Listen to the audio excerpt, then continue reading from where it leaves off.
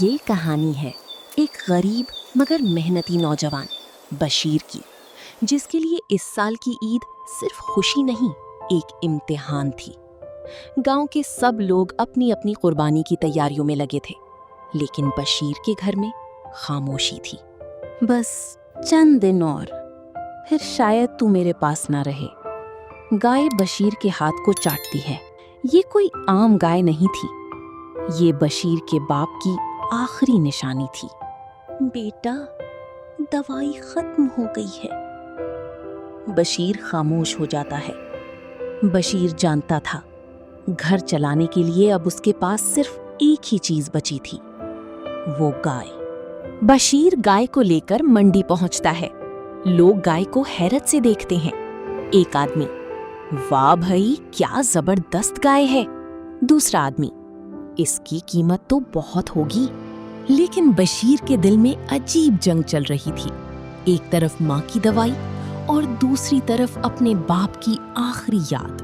او لڑکے، کتنے کی بیچے گا؟ جناب، یہ میرے لیے صرف گائے نہیں۔ پیسے بول، جذبات نہیں۔ یہ جملہ بشیر کے دل میں تیر کی طرح لگا۔ بشیر گائے کی آنکھوں میں دیکھتا ہے، بشیر کی آنکھوں میں آنسو۔ میں آخری بار پوچھ رہا ہوں، بیچنی ہے یا نہیں؟ بشیر گہری سانس لیتا ہے۔ جناب، ماں کی جان بچانے کے لیے مجھے یہ گائے بیچنی پڑے گی۔ گائے جیسے سلیم کے قریب آنے کی کوشش کرتی ہے۔ امیر آدمی خاموش ہو جاتا ہے۔ وہ بشیر کی آنکھوں میں آنسو دیکھتا ہے، پھر وہ اچانک پیسے نکالتا ہے۔ امیر آدمی، یہ پیسے رکھو۔ بشیر حیران، لیکن گائے تمہارے پاس رہے گی۔ میں صرف تمہاری ماں کا علاج کرنا چاہتا ہوں۔ کبھی کبھی عید صرف قربانی کا نام نہیں ہوتی، بلکہ انسانیت کا نام بھی ہوتی ہے۔